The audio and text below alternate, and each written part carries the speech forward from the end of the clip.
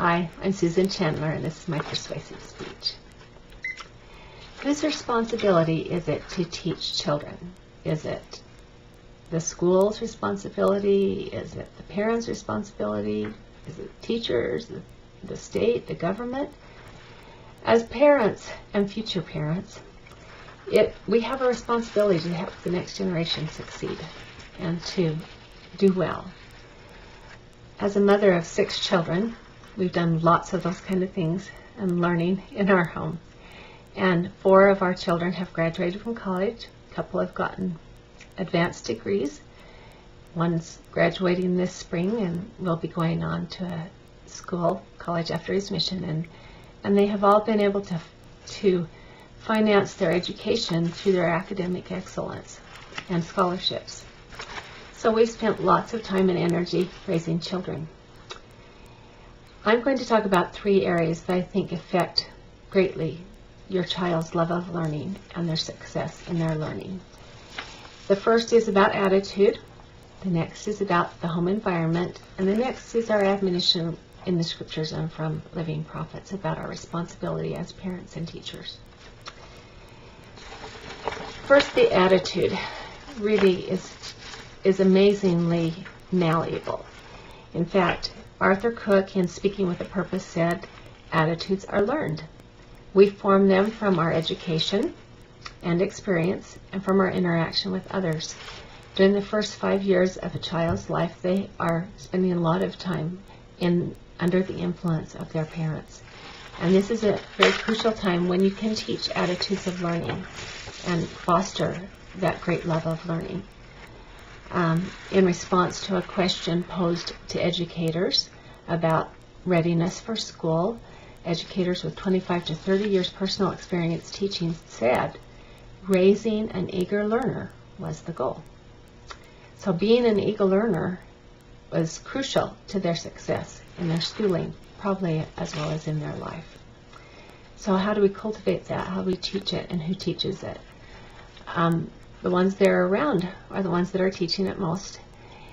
And we have been taught for years and admonished for many years about how many hours of TV our children watch or how many hours they play now with gaming devices or on the computer, with mobile devices now, and how that affects their learning.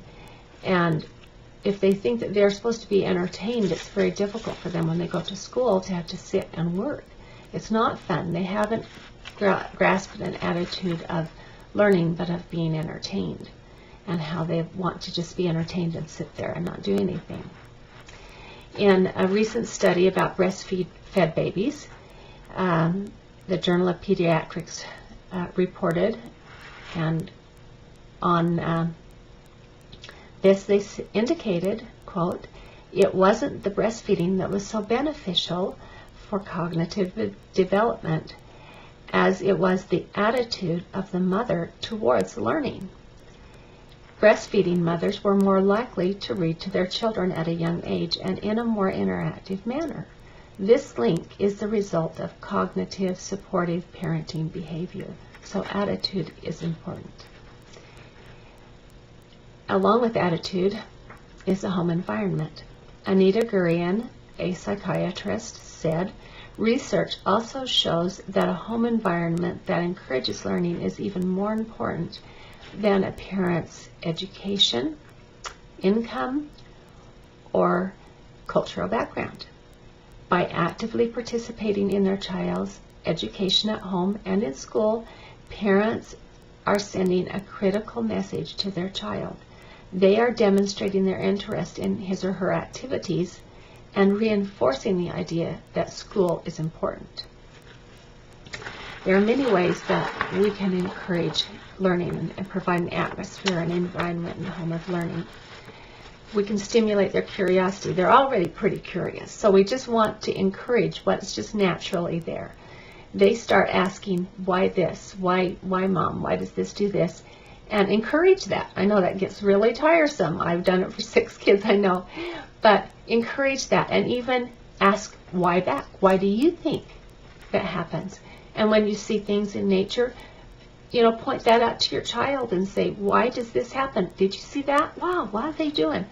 Help them associate and question their environment around them, and help them to solve the problems. Show them where to find the answers. When they're really little, they might not be able to find the answers by themselves. You might have to show them, but help them find answers and learn to solve problems by themselves. When my granddaughter was home for Christmas, she wanted to know where milk was. We got milk because hers was just at the grocery store. She'd never seen it, and I said, "Oh, Lily, let's go in and find out where you get milk." And we had such a great resource. We just looked it up on YouTube, milking, and we had one that said the mechanical method and one that did the hand crank method. It was a fun way to learn, and she thought she learned a lot, but it was fun. It was a neat way to use all those devices to increase a learning in home. Carolyn Danielson said, foster student learning by reading to them, helping them with homework, talking about college, and taking them to the library and some cultural events. We did a lot of library, and we still do a lot of library. We still take a lot to the library and read.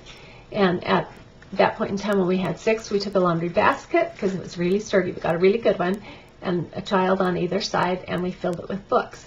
And we had all kinds of books, picture books and novels. We had cartoons, whatever they wanted to read and look at.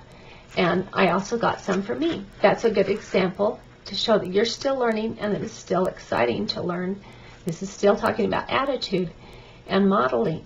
And they weren't novels because I didn't have time to read, but they were things I could browse, recipe books, sometimes books on questions I had about things to do around the house, whether it was decorating or organization or yard work or gardening or costuming. I brought books home from the library. We also gave our children gifts that encouraged learning. They developed skills with talents and abilities, art supplies and woodworking and mechanical tools. All those things that they had to build something, they had to make something to enjoy this.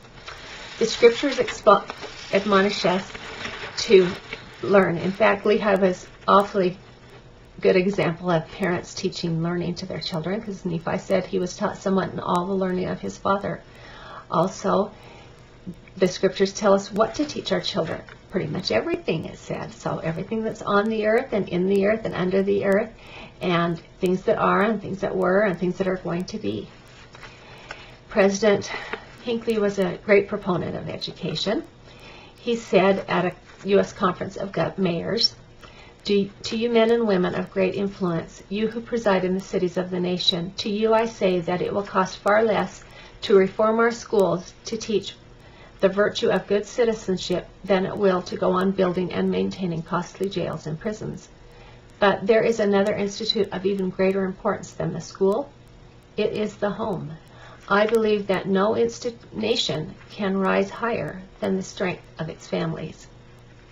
I've shared just a few ideas of ways we can increase a love and foster a love of learning, the attitude that we have about learning, the atmosphere in our home that encourages learning and not just entertainment, and the scriptures that admonish us to teach our children. Teaching children to love learning is essential if they are going to be successful and overcome the challenges that they have in life. Seeking learning and knowledge will help them to face those challenges. So as parents, let us instill within our children a love of learning. It's our responsibility and our great joy.